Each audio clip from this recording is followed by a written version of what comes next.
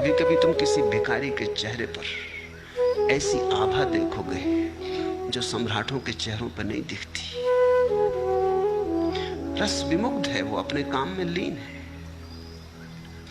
रथचाइल्ड ने अपनी आत्मकथा में लिखा है कि एक भिखारी आया, 5 बजे सुबह उसका दरवाजा खटखटाने लगा। वो बड़ा नाखुश हुआ। 5 बजे सुबह नींद से भरे उसको उठाया। वो बड़ा झल्लाता हुआ बाहर आया। ऐसे वो देना पसंद करता था, दान उसका रस था, लेकिन ये कोई वक्त है। तो उसने भिखारी को कहा, सुनो जी, ये कोई समय है? भिखारी ने कहा कि आप भी सुनो, आप बैंकिंग का धंधा करते हो, मैं कोई सलाह तो देता नहीं, ये हमारा धंधा है,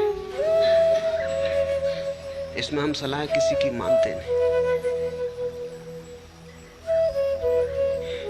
रथचाइल्ड ने प्रकाश जलाया कि इस आदमी को देखना चाहिए जो दुनिया के बड़े से बड़े करोड़पति को कह सकता है कि सुनो, तुम बैंकिंग का धंधा करते हो, हम तुम्हें कभी सलाह देते नहीं, हमारी सलाह का कोई मतलब भी नहीं, क्योंकि हमें कोई अनुभव भी नहीं, तुम हमें सलाह मत दो, हम जन्मजात भिखारी। उस आदमी के चेहरे को देखा, वो बड़ा प्रसन्न आदमी था। रथचाइल्ड ने लिखा, मैं मंत्र मुक्त हो गया। ये हिम्मत भिखारी की नहीं, सम्राट की होती है। रथचाइल्ड को ऐसा कहना जिसके पास भीख मांगने आए कि चुप, सलाह मत देना, मेरे धंधे को मैं भली भांति जानता हूं। रथचाइल्ड ने उसे खूब दिया और कहा, मैं खुश हुआ इस बात से कि कोई आदमी अपने भिखमंगेपन की भी इतनी प्रतिष्ठा रखता है।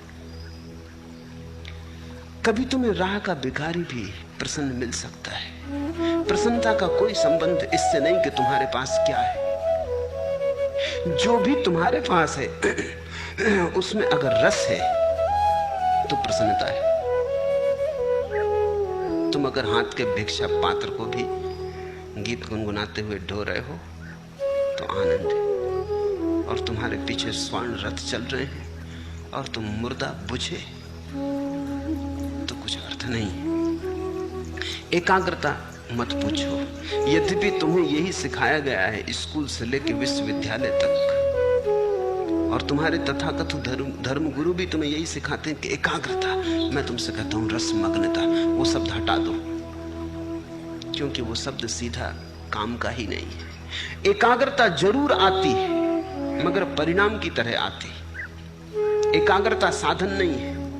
जहां रस लोगे वहीं घट जाती है, रस के पीछे बंधी चली आती, रस की छाया है। तो तुम कहीं भी रस लो, अगर मंदिर में रस ना आता हो, फिक्र छोड़ो, फिर मंदिर में परमात्मा तुम्हारे लिए नहीं घटेगा। जहां रस ही नहीं है वहां एकाग्रता नहीं होगी, एकाग्रता नहीं होगी, परमात्मा कहां होने वाला है। अगर तुम्हें बांसुरी के गीत में रस आता है तो वहीं तुम्हारा परमात्मा तुम्हें मिलेगा। अगर नर्तक की पायलों में तुम्हें रस आता है तो तुम्हारा परमात्मा वहीं नाचेगा। तुम्हारे परमात्मा की खोज तुम्हारे रस से ही तय होगी। रसो वैसा, उस परमात्मा का स्वभाव रस है। किसी शास्त्र ने नहीं कहा कि परमात्मा का स्वभाव एकाग्रता है। सच्चिदानंद वो रस की बात है। तुम्हें जहां आ जाए रस, जहां आ जाए आनंद, जहां उमंग उठे, जहां तुम खिल उठो, फिर वो कुछ भी हो, चाहे खेल हो, तो प्रार्थना बन गई। और ऐसे तुम बैठे बैठे प्रार्थना करते रहो, भजन करते रहो, ध्यान करते रहो, रस उमगे नहीं, मेघ मलार बजे नहीं, हृदय गुनगुनाए नहीं। ऐसे तुम करते चले जाओ जबरदस्ती, यंत्रवत। करनी चाहिए कर्तव्य बस। लोग कहते हैं इससे रस मिलेगा इसलिए कर रहे हैं, नहीं, जहां रस मिलता है वहीं परमात्मा आता है।